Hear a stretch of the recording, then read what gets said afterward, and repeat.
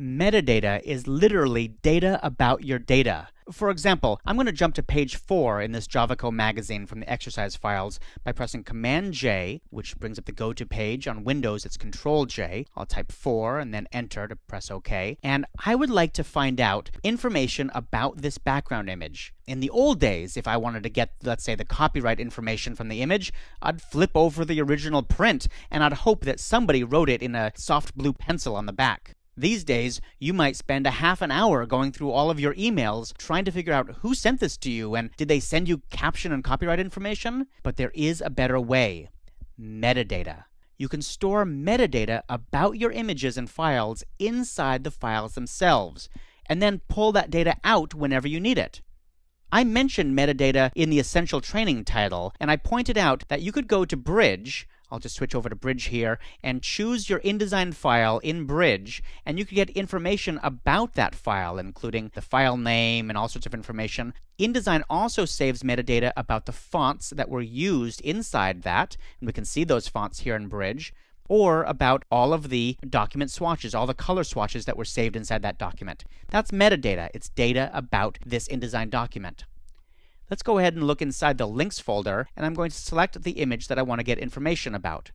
The metadata panel inside Bridge tells us information like the name and its JPEG and when it was shot and so on. It also saves information from the digital camera itself, like what was the focal length when the shutter was snapped. I can also get even more information from the metadata panel if I go to the metadata panel preferences inside this little flyout menu, and I can turn on or off all of these metadata options. I'm going to scroll down here. I'm just using the mouse wheel on my mouse here, and I'm going to turn on IPTC Core. That's all kinds of information that is commonly used with images. Click OK, and you can see now I have an IPTC Core area.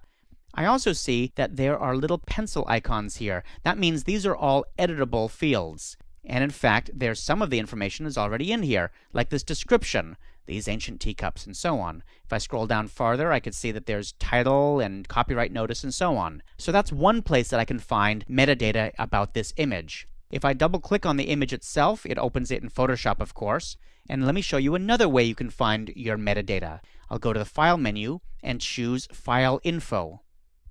InDesign, Photoshop, Illustrator, these applications all have file info dialog boxes, and they all look pretty much the same. They give you information about the file we're working on.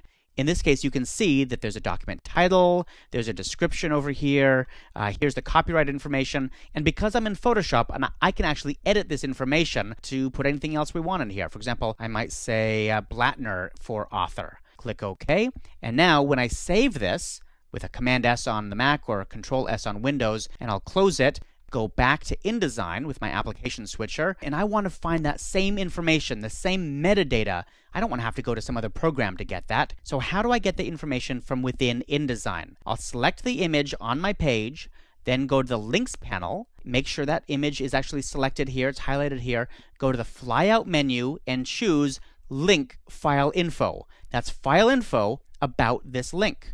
And open it up, and look at that. All the information is there. It's the same dialog box that we saw in Photoshop. The document title is there, the author I just typed is there, description is here, and so on. In this case, it's not editable. You can't change this information for an imported image. It's read-only. But we can, if we wanted to, copy this information out of this dialog box to use someplace else. For example, if I wanted the copyright notice, I could simply select over the image, I just dragged over the image there, and copy it to the clipboard. Unfortunately, the edit menu is all grayed out, so it looks like you cannot copy it to the clipboard. But you know what? You can. You really can. All you have to do is press the keyboard shortcut on the Mac, Command-C, or on Windows, Control-C. I just did that, and it copied it to the clipboard. Now I can click OK or Cancel. I'll make a new text frame wherever I want my copyright information to be, or if I already had a text frame, I could have used that one. And then I paste it. See, now Edit is here, and we can say Paste. And the information from the metadata is pasted into the InDesign document itself. Once again, InDesign, Photoshop, Illustrator, they all have file info, so you can assign metadata to any of these. For example, here in InDesign, I go to the File menu, choose file info. Now I'm actually assigning metadata to this InDesign document itself, not the images, not anything else, but just the InDesign document itself. So I could say Javaco magazine, and the author is Blattner in this case, and I could fill in all this information however I wanted it to be, click OK, and it is now part of the InDesign document itself. If I export a PDF from this file, then the metadata travels into the PDF and shows up in the PDF file. I could even see that in Acrobat if I wanted to. It does take some discipline to add metadata to your files, but if you do, and if others in your work group add metadata to their files too, well, then you will no longer be searching through those old emails trying to find information. You'll just look in the metadata, and you will really be on the road to an efficient workflow.